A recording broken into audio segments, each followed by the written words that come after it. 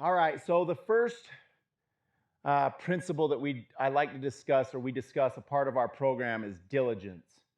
And the reason why diligence is number one is because we don't believe that anybody can change their habits without diligence, okay? A persistent effort. Okay, so we have all these rewards. Let's talk about opiates just as the reward of opiates, right? There's always any habit, there's a reward linked onto that habit, or we wouldn't continue to do the habit.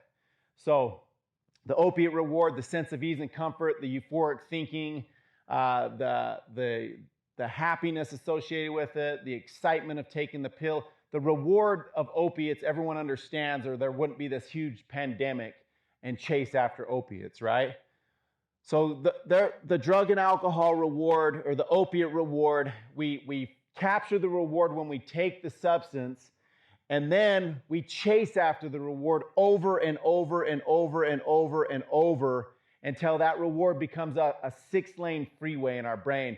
Now remember, tolerance all plays into this. It seems like we're always chasing after our memories with that reward. It never can amount to the same time we took it, the same amount of reward as when we took it in the beginning. So that's what happens to the substance abuser. They chase after the reward and they have that reward, okay?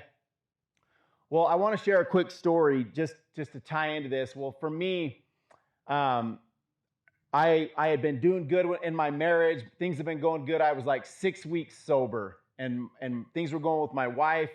And my pattern of behavior in the beginning was that when I would get the craving come into my mind, I would fake like I was sick, and I would lay around and watch Netflix all day to try to get that craving to go away. That was my response. I would lay around, watch Netflix, and get self-pity, and then after 4 or 5 hours of that, I'd be up and looking for pills or going to the doctor to get pills, right? That was my response. The craving would come in. I'd see the reward on the end of it, and my response would be to go to the fake sick, self-pity, and then go to the doctor. Well, on this particular day, I didn't want to go pick up. The reward had come in. I'd seen that I got the craving for opiates. There was a lot linked to it with my wife. I didn't want to go pick up because my marriage was really on the line. And so instead, my response changed. I decide I'm going to go for a jog, okay? And so I go to this nature park by my house, and keep in mind, I didn't want to go for this jog. I was negative. I was depressed. Really, the only thing, I wanted the opiate reward, but I told myself, if I go do this jog first, then, and I still want to go pick up after this jog, then I will. So I start out on this jog. It's at a beautiful little nature park. It was about 7 o'clock at night in scenery in the middle of the summer, and I start jogging, and I got some uplifting music on. I see some beautiful scenery. A good song comes on. I go 1 lap, 2 lap. I pick up the pace, a little bit more intensity. I'm working on gratitude. I'm talking to my higher power. And at 3 laps, I sprint it off, and I get back to my car. I'm pacing back and forth, and what I like to say is, what was my mindset now, right, after that jog, to everyone I tell this story to. And my mindset had changed so drastically that I was standing in that parking lot, and I was saying, I can't believe I wanted to go pick up, right? I couldn't believe that. I was like I was two different people. And I end up going home. I'm playing with the kids. I'm this good dad. My wife is like, what has happened to you? And I tell her that I went for a jog, and this is where it really all started. This philosophy is what happened is I competed with the craving, and I competed, and I went for that jog, and I created another little path that went to a different reward. Right? So I had the opiate reward. Well, I competed with that opiate reward with another reward, and I call it the SOAR reward, right? So that jog around the track led to feelings of accomplishment, that scenery, the beautiful music coming into my mind. I'm talking to my higher power. I'm working on gratitude and all these things. And I get back to my car, and I had captured another reward that was actually better than the opiate reward.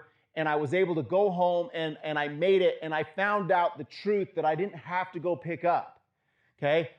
And so then I create another reward, a hiking experience. You know, I'm becoming a reader. I'm praying. I'm going to meetings, and I'm doing all these things to compete and create new rewards. And then over time, this reward for opiates seems to be getting smaller and smaller, and I'm building my life towards a foundation of health, which is what I always am trying to show people. That's what our goal is, to help people build their life on a foundation of health so that they can be firm on that. And when cravings come and your life's built on that foundation of health, you're strong, and you're going to be grounded on a firm foundation, right?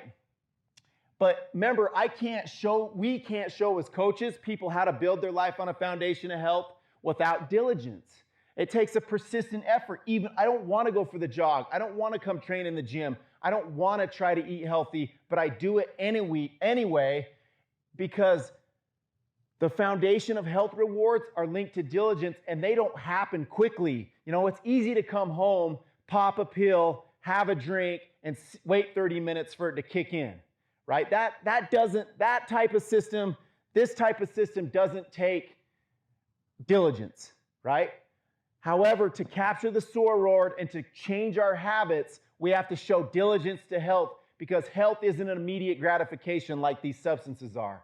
However, we can capture the rewards of health, of beautiful nutrition, of exercise, of scenery, of hiking, of reading experiences, of jogging experiences, of seeking after beautiful conversations, and building our lives on this foundation of health.